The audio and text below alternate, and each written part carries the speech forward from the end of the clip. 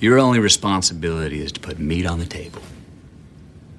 You got a girlfriend? I'm married. I have a wife. Her name's Teresa. She cuts hair.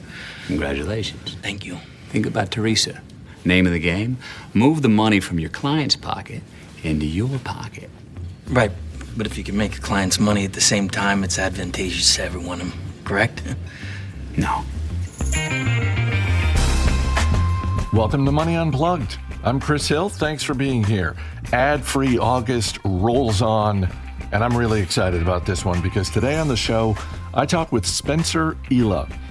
He's a senior vice president at Miramax, the studio behind movies like Pulp Fiction, Good Will Hunting, No Country for Old Men, that Miramax.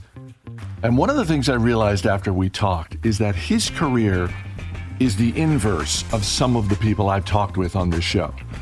There are people who get out of college and start a career in education or engineering or some other field, and then they end up in finance. As you will hear, Spencer did the opposite. He graduated from college, got a job at a bank, and was on the track to upper management in the banking industry, and he quit. With no job and not really much of a plan, he quit because what he really wanted to do was make movies. So we talk about that leap, we talk about what the money side of movie making actually looks like once you're inside it, and a lot more. This was a blast, so let's get into it with Spencer Ela. So you're from California, right? Or are you from California? Literally born in Hollywood. I was born at Hollywood Presbyterian Hospital and then grew up between Studio City and Altadena. Yeah. What did your parents do? So my father was in the art world. He was the chairman of the Craft and Folk Art Museum, which is right across the street from the LA Tar Pits and LACMA. And then I would say in his mid 40s, he pivoted. He went back to school and pivoted into art appraisal. And so he appraises a lot of art. And my mom is a psychotherapist. So she's a marriage and family counselor, no affiliation to the film industry. So, but you clearly grew up with an art influence. I am curious, though, what's the earliest memory you have when it comes to money? There was a plastic jug when I was a small kid that I would, anytime I found a quarter or a dollar bill or had a lemonade stand, I would start putting it in there. And I before I knew what a dopamine hit was, I think that's what I was getting when I was putting money inside of it. But I would say beyond that, I had older brothers, and my mom would give me, the young one, the money when we went out because I guess I was the fiduciary of the brotherhood, if you will. You were more responsible. Yeah. In terms of the jug with the coins in it, at some point, does it get filled up enough where one of your parents is like, hey, let's open a bank account? Unfortunately, no. I deployed all of that in one instant to a Game Boy. I didn't really learn about savings. I wouldn't say my parents were particularly savvy with investing or saving. In fact, I kind of managed all of my family's portfolios for investing and got the bug. I would kind of, as I was going into college and, over Christmas breaks and holidays, sit down with them and over a cup of coffee or a glass of wine and just kind of like break down their investment strategy, which I always found like really, really fun and for whatever reason. I do want to get to college in a second, but before that, what was the first job you had when you were a teenager? I was a valet in the summer, and then I worked at Jamba Juice as well. I did both, but I was a cashier at Jamba Juice. I wore the banana suit. I valeted people's cars. Normal American jobs, I would say. They're also different types of jobs. I'm curious if you picked up different. I don't know. Did you learn different things from those jobs? Being a cashier, I feel like, is one of those quintessential waiting on the public jobs. There's no substitute for it. I've never valeted cars, but I'm imagining you learn different things with a job like that, or am I wrong? Yeah. I would say Jamba Juice taught me a hell of a lot more than being a cashier, taught me a lot more than being a valet. You're much more client facing as a cashier, and it's really customer service oriented. So that is in the back of your mind, and understanding the workflow of like money is spent to product reaching customer, and when there's a rush and, unsatisfied customers, how you deal with those things. Valet really didn't teach me a whole lot other than maybe sharpening my stick shift skills, but typically customers don't really want to interact with you when you're a valet. So if anything, it taught me to be more empathetic towards valet workers in the rare occasions where I do valet my car. Let's move on to college then. You went to UC Irvine. Yep. To study economics.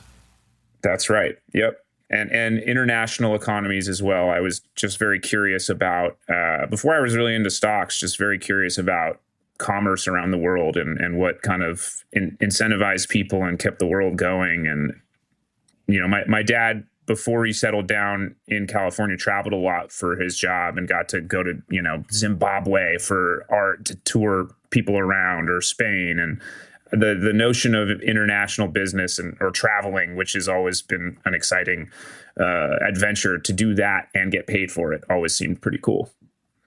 And did you know that going in, that you wanted to study this? Or because if that is the case, then clearly you caught the bug in high school. Or like a lot of us, did you go in thinking, oh, I'm not really sure what I'm going to study, and then you caught the bug at UC Irvine? Yeah, I think it's more the latter. I grew up pretty blue collar, humble, normal lifestyle. And at times money was tight. So I think in the back of my mind, wanting to have financial security was kind of the impetus for studying economics. And then in college, I fell in love with investing. And my first job I don't want to get too far ahead, but my first job out of college, I worked at a bank. So that I doubled down on that. But yeah, I think for me, the fascination came once the knowledge came. So when I became more knowledgeable, things became more interesting because I kind of unlocked things that I had been completely ignorant to, if that makes sense. And so when you're graduating college, you mentioned you get this first job at a bank. At that point, are you thinking, I have a clear runway to my economic career? Is that fully formed in your mind? Like, hey, I got my first job at the bank, I'm on my way. When I graduated, it was the bottom of the unemployment rate. So for me, I was just thinking, I don't want to be a screw up and not have a job out of college. And, looking back in hindsight, I was incorrectly comparing myself to others when I didn't necessarily need to. So I think for me, I was just happy to have a job. And at US Bank in what's called the Leadership Development Program. So the first year you're a teller, a personal banker, a small business specialist, and then you transition into management from there. So just being able to get a paycheck and when people are asking what I'm doing out of college, I think it was as simple as not wanting to say I was unemployed. No, that makes all the sense in the world. And also it's a job that everyone can wrap their head around. There are just so many jobs where you tell people what you're doing and they sort of scrunch up their face and furrow their brow. And, but you tell people you work at a bank, everybody knows what that is. So when and how does the transition happen from you're on this path to a banking management position to you move into the world of entertainment? It was a painstaking idea. Initially, I have the safe job. I am work in finance. Every indicator suggests that moving into filmmaking or entertainment is the riskier play. One that objectively is probably not the smartest one. For me, I didn't find joy in what I was doing, and I wanted to approach the next thing from a place of aspiration and not desperation.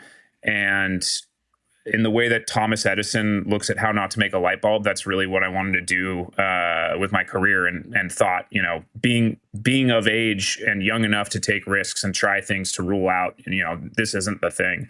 Ultimately inspired, I quit without having a job. I wanted to make movies.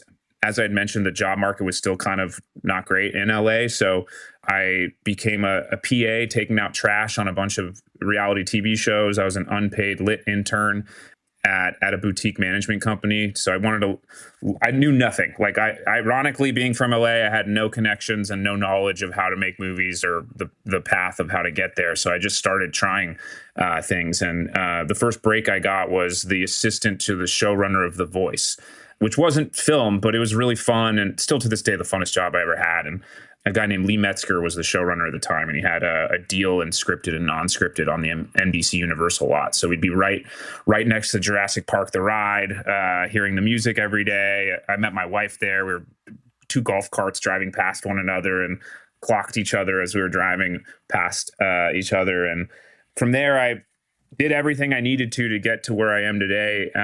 Some would say masochistically so, just kind of taking lateral steps or backward steps to become an assistant in or closer to the field that I eventually wanted to get to.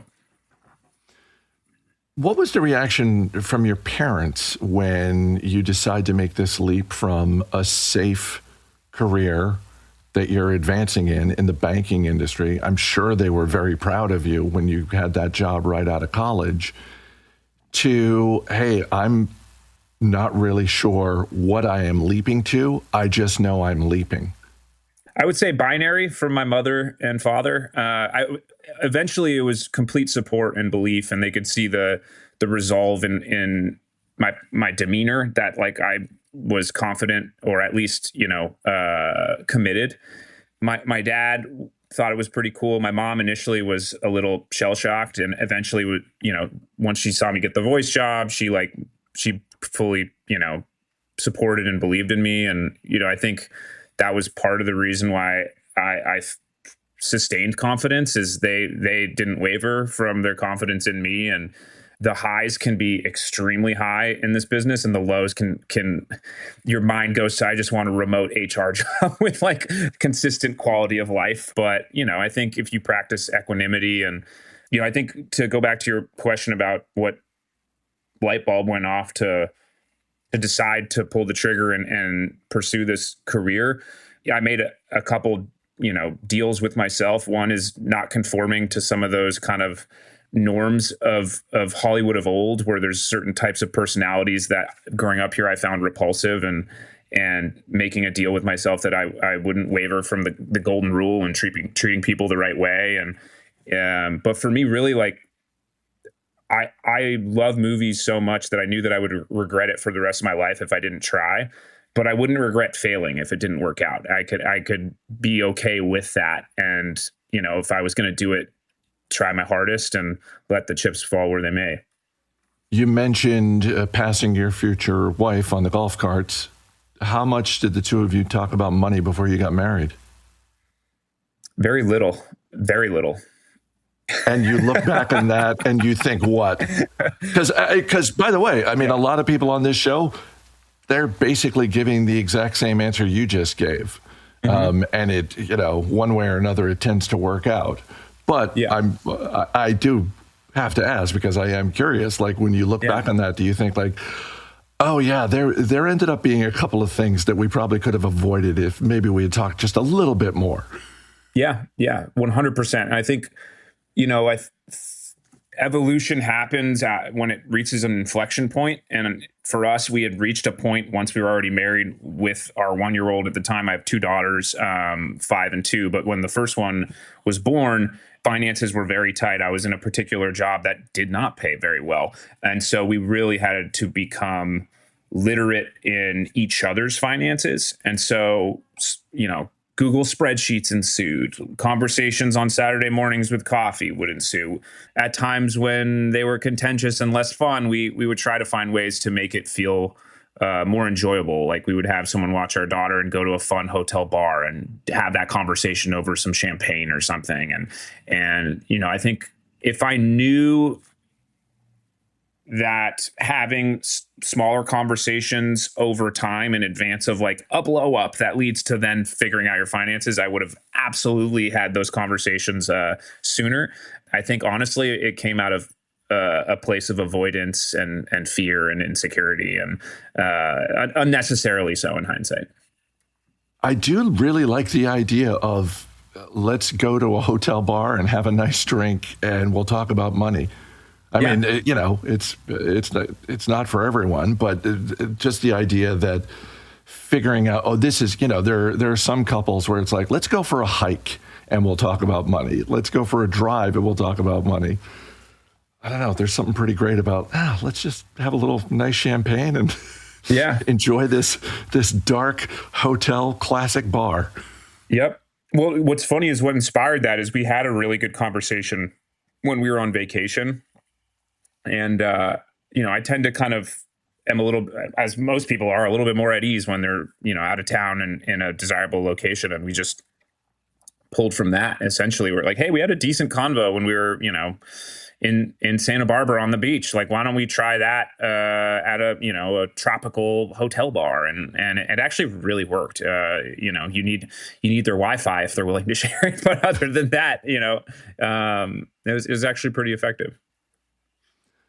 Before we go to the speed round, I do want to ask you one question about sort of the financial side of movie making, because people like me, I'm a lifelong fan of movies, and people like me who are fans of movies, if we're hearing about the business side of the industry, it's usually one number, maybe two numbers, but it's usually we're hearing about how much a movie costs to make, or we're hearing about how much money it's bringing in to the box office.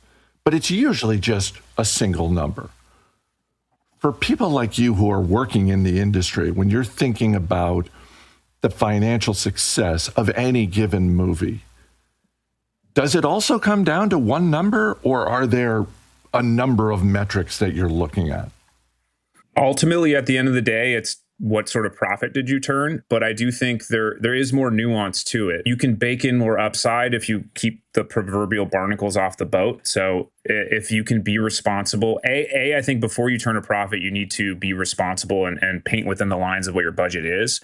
So that there's a lot of trickle down with that, as how much LinkedIn and talked about movies in the past. The one that I'm shooting in Australia, Supermax, how much does it cost to fly an American out to be there for run of show? Run of show is basically from start to finish of production versus hiring a local, and the implications of that. That's a drop in the bucket of, a big budgeted movie, but the cumulative exercise of all of those add up. If you have a writer, they pre-negotiate writing steps. So like you have to pay them an option price. That option activates when the movie's greenlit, when it means like you're cash flowing the movie and like the train has left the station.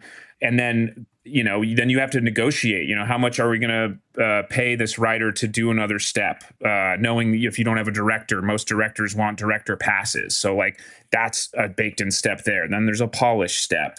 With directors, there's back end implications. There's all these different numbers that ultimately lead to those two distilled ones that you're talking about. There's one thing that I find really fascinating, and you probably would too, Chris, is the rebates.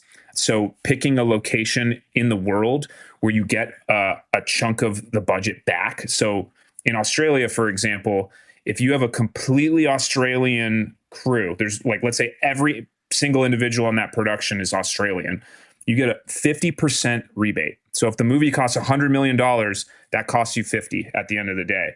And so there's different countries that have rebates so like England, for example, I joke that it's become the new Hollywood because they have insane rebates there that include the above the line. I mean, above the line are actors, producers, directors. Some countries like Canada doesn't offer a rebate for the above the line, whereas other ones, if you're paying a star $20 million, that's some serious savings that you can recoup and put to work elsewhere. Yeah, I read a story earlier this year, I think in the Wall Street Journal, about you mentioned England, and England was name checked in there for being, I guess famously one of the most cost-effective places to shoot. And part of this article was about the state of New Jersey making some huge investment in the type of program that you're talking about, the type of tax incentives. Yeah. I'm this could be naive wishful thinking, but it's my dream that at some point we get a federal rebate that can get added to state rebates that makes the country itself very competitive. And then if you sprinkle on top a state rebate, that's where I get really excited. But yeah, I think there's a lot of numbers. Being someone who is really into money and finance, there's a lot of things I can get geeked out about. I'll give you one more just because I find it to be fascinating. So library titles. Miramax is a library. If you make a theatrical movie, the company that releases it can bank that as a library title. So like Pulp Fiction is one of our most coveted ones. Think about how much revenue that makes from bouncing around to Netflix for a year deal, then Hulu and all these places. So our company can pay for itself just on our library alone being, it's called all the PVOD, SVODs, like on-demand video. The OD is OD, on demand. So let's say Scary Movie, for example, grosses over $100 million domestically. The life cycle of revenue that you can bank, it far exceeds that once it has its second and third lives on the PVODs and then the streaming and the licensing components of it is another very kind of, honestly don't know that much about that world, but I find that to be, that's what's really fun about this industry is not only a type of film or a type of subject matter, you might have been completely blind to, you can go down a rabbit hole and find fascinating films that you've never seen before. Similarly with economics within the industry, there's all these very cool pockets that you can like geek out about. All right. I could geek out about movies for the next hour, but we're going to move on to the speed round. What is a thing you have bought that makes you happy? Basketball shoes. I play every Sunday with a group of guys, and nothing gets me more fired up than getting a fresh pair of basketball shoes. What brand do you go with? Are you Air Jordans or something else? Well, I wear Jordans for work, but I'm a Kobe guy, being from LA, so I pretty much exclusively wear Kobe's. Have you ever made a purchase in your adult life that you regret, and sometimes you find yourself thinking about it? Not only did I do it once, but I did it twice. And so when I was working at the bank, again, my own fault. I just assumed I needed a cool car that made me look a certain way, like an idiot. And I put $5,000 down on a lease for a BMW that I never recouped. And then when that lease was up, I did it again. And so I around that time, I would say around the first time, I invested about $5,000 in NVIDIA when it was trading below $30 a share. And you can do the math, what that is probably worth now. I looked back and thought that's 2 rounds of investments in NVIDIA that I could have banked. And since then, I had 4 Volkswagens that I did not put a down payment on. I learned the art of the deal of leasing. It was a very painful lesson, but a really valuable lesson on, that's money that you don't ever get back. And that's not buying a car that's depreciating the second you drive it off the lot. That is just lighting money on fire to look cool. And I learned 2 very valuable lessons from that. What is the last thing you splurged on just for yourself, not your wife or your daughters or anyone else? Last weekend, my wife was out of town with my kids, and I had free voucher tickets with Southwest. And as I'd mentioned, I love basketball. So I splurged and did a 18-hour trip to Vegas where I was on the first flight out of Burbank. I paid to valet my car. So I literally arrived 5 minutes before I departed, TSA pre-check, the first gate into the airport. I land in Vegas by, 9 o'clock. I'm on the tables enjoying myself. No luggage, by the way, just myself, which is kind of a strange feeling. Gambled a little bit and then proceeded to watch 4 basketball games, 2 which were the semifinals in NBA Summer League, and then flew home that night and woke up in my bed the following day. But that was a splurge for sure.